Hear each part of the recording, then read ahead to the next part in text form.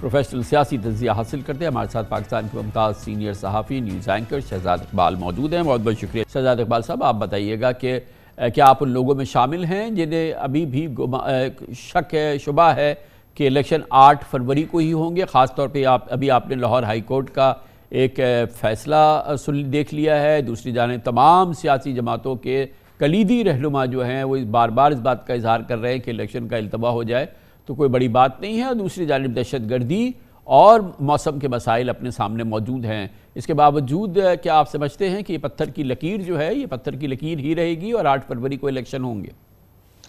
बहुत शुक्रिया कामरान साहब। कामरान साहब, पैमरा बेशक मीडिया को जिम्मेदार ठहराता रहे कि हम यहाँ पे क्या सराहियाँ करते हैं, या सुप्रीम कोर्ट के चीफ जस्टिस साहब हम पर पाबंदी लगा दें मीडिया पर कि आप कोई क्या सराही नहीं करेंगे। देखें, ये बातें हम नहीं शुरू करते, ये एक तो बातें इर्द गिर्द हो रही होती है, लेकिन अब तो ओपनली, जैसे आपने भी फरमाया, 4-5 पार्टीज का एक साथ आकर ये कहना कि अगर हफ्ता, महीना, 1.5 महीना इलेक्शन डिले हो जाए तो उससे कोई फर्क नहीं पड़ता, यही बातें अब हम क्रिएट करती हैं। अमीर मुकाम साहब कोई छोटी शख्सियत नहीं है, PMLN के खैबर पख्तूनख्वा के सदर हैं, उन्होंने ये बात की। जरदारी साहब ने कहा महीना डिले हो जाए कुछ नहीं होता। फजल रहमान साहब ने कहा, MQM पाकिस्तान ने कहा कि अगर आपको साफ और शफाफ इलेक्शन करवाने में थोड़ा सा डिले कर दे पड़ता है इलेक्शन तो इसमें कोई हर्ज नहीं है। जब ये बातें हो रही होती हैं तो हम तो होता ही है पैदा।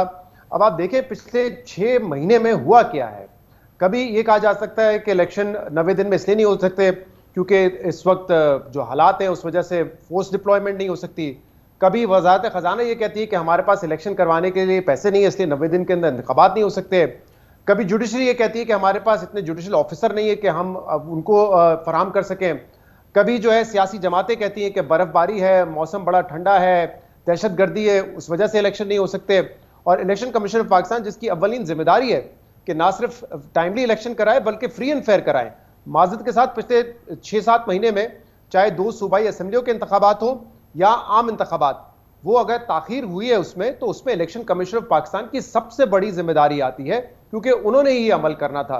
लेकिन कभी कहते हैं कि नहीं इलेक्शन एक्ट आ गया तो हम मुशावरत नहीं करेंगे सदर पाकिस्तान से, फिर सुप्रीम कोर्ट की डायरेक्शन पे उनको जो है वापस लेना पड़ता है अपना फैसला। तो उस मुल्क में जिस तरह 6 महीने में जो चीजें हुई हैं ये पहले नहीं हुई हैं और हम हर गुजरते वक्त के साथ कोई ना कोई हद पार करते जा रहे हैं।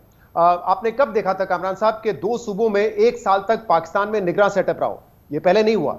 हमने ये नहीं देखा कि आम इंतखाबात जो है जब तमाम सूबाई असम्बलियां तहलील हो गई फिर भी नहीं हुए, फिर एक नया मसला आ गया और वो भी बिल्कुल जाते जाते। ये तय था कि इलेक्शन वक्त पे हो जाएंगे, लेकिन पता चला कि जो CCI के इजलास में आप मर्दमशुमारी को वोट करने जा रहे हैं, नोटिफाई करने जा रहे हैं, वो तो पहले खुद जो हुक्मरान जमातें वो कह चुकी थी कि मुमकिन नहीं है, लेकिन आखिरी वक्त पे हमने देखा कि वो भी हो गया।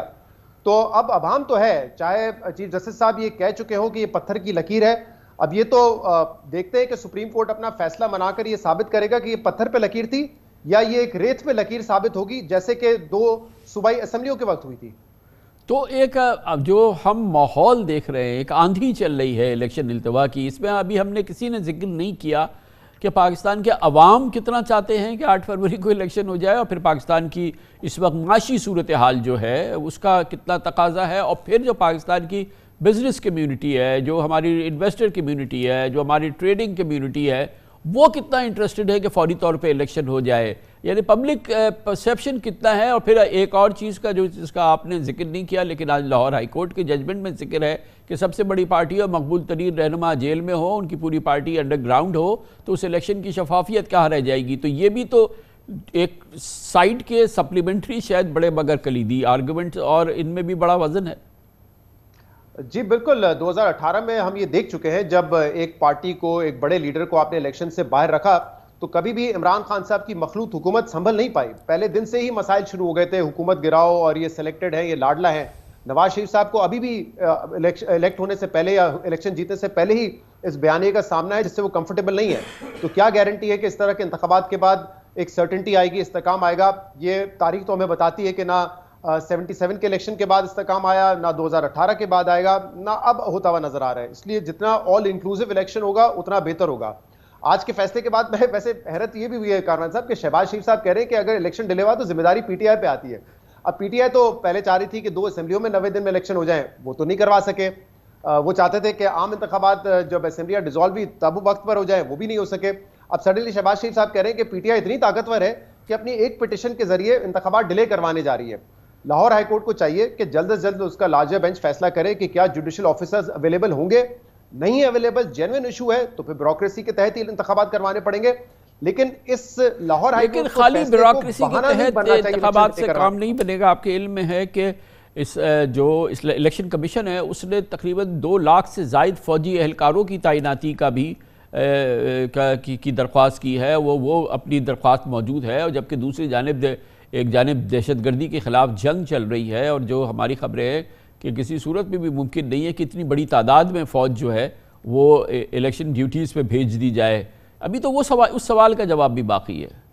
जी बिल्कुल, और हमने देखा है कि जो 2 असेंबलियां थी उसमें एक तो उन्होंने कहा था कि फाइनेंसेस नहीं है, हमने बजट नहीं किया हुआ था, और दूसरा उस वक्त मसला यही आया था कि इतनी बड़ी तादाद में फोर्स अवेलेबल नहीं थी। अब ये तो देखें, इस मुल्क में इस तरह तो कभी इलेक्शन नहीं हो सकेंगे। हमने 2008 में बदतरीन दहशतगर्दी के बाद इलेक्शन देखे, मोहतरमा को शहीद किया गया, उस वक्त इलेक्शन थोड़े दिन डिले हुए बट इलेक्शन हुए। 2013 में जो दहशतगर्दी थी उसमें भी इलेक्शन हुए, तो इलेक्शन तो बहरहाल होने हैं। और कामरान साहब एक चीज मैं ऐड करूं, क्योंकि आपने बिजनेस कम्युनिटी की भी बात की। अक्सर हम ये सुनते रहते हैं कि अगर मार्केट बड़ी मुस्तहकम हो गई है, कुछ इशारे हमें माशी इशारे बेहतर नजर आ रहे हैं, तो फिर इसी सिलसिले को चलने दिया जाए। देखिए, ये शॉर्ट टर्म सोल्यूशंस नहीं हो सकते। हमें अपने इर्द गिर्द देखना है, क्या इंडिया ने केयर टेकर सेटअप होते हुए तरक्की की है? नहीं, एक बड़ी कमजोर हुकूमत थी जिसके वजीर खजाना थे उस वक्त मनमोहन सिंह। अकलियत 1-2 सीटों की मेजॉरिटी थी, उस पर उन्होंने रिफॉर्म्स किए, और देखें इंडिया के वो जो लिबरलाइजेशन का सिलसिला था वो कहां लेके गया। क्या बांग्लादेश ने इलेक्शन ना करवा के तरक्की की है? ये हमारे इर्द गिर्द की मिसालें हैं। इसी खित्ते के लोग हैं, हम जैसे लोग हैं, उनका इंटेलेक्ट लेवल हमारा इंटेलेक्ट लेवल बराबर है। तो हम पता नहीं क्यों ये शॉर्ट टर्म थिंकिंग रखते हैं कि नहीं, अगर ये सेटअप हमारे साथ तो जो आपने एग्जांपल्स दिए हैं, बांग्लादेश को अगर हम कॉपी करना चाहें तो वो हम कॉपी कर सकते हैं कि वहाँ उन्होंने जो कलीदी अपोजिशन की जमात है उसको हमेशा के लिए ठंडा कर दिया, बंद कर दिया। इंडिया की तो शायद हमारे लिए वो नहीं है। हाँ, वो करते हुए हम यहाँ पीटीआई को बंद कर दें और उसको नया इलेक्शन लड़ने दें, तो बांग्लादेश का मॉडल तो शायद हम फिर अप्लाई कर सकते हैं। बहुत सारे लोग इस वक्त पैरेलल ड्रॉ कर रहे हैं कि शायद यही हो, लेकिन मैं बात करूं कि जो माशी तरक्की है वो इस तरह तो ऑब्वियसली नहीं हुई है मुल्कों में कि आप कोई आर्टिफिशियल केयर टेकर सेटअप लेकर आ जाएं और उसके जरिए आप जो है समझे कि मुल्क के तमाम तर मसाइल हल हो जाएंगे। जो हुकूमत मुंतखब होती है उसको ये दिल गुर्दा दिखाकर अनपॉपुलर फैसले लेके रिफॉर्म्स करने हैं।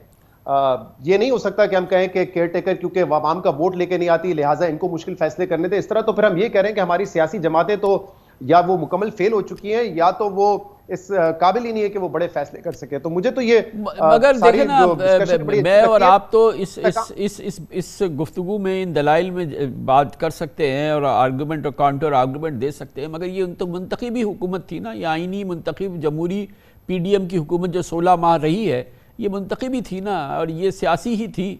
और इस दौरान जो पाकिस्तान पे गुजरी है वो शायद रहती दुनिया तक याद रखेंगे पाकिस्तानी। बहुत बड़ा फेलियर था, बिल्कुल आप सही कह रहे हो। जैसे मैंने इसीलिए मिसाल दी, और ये पीडीएम हुकूमत क्या कह रही थी, हमारे पास देखे टाइम कम है, हमारे पास सिर्फ 16 महीने थे, बट आपने देखा कि जब ये केयर टेकर सेटअप ही आया, कुछ इकदाम जैसे हमने कहा, स्मगलिंग रोकना, डॉलर की रेट को ऊपर काबू लाना, डॉलर की जो स्मगलिंग है उसको रोकना, ये इकदाम फौरी तौर पे लिए गए। प्राइवेटाइजेशन प्रोसेस जो है अभी हमने देखा आगाज हो गया।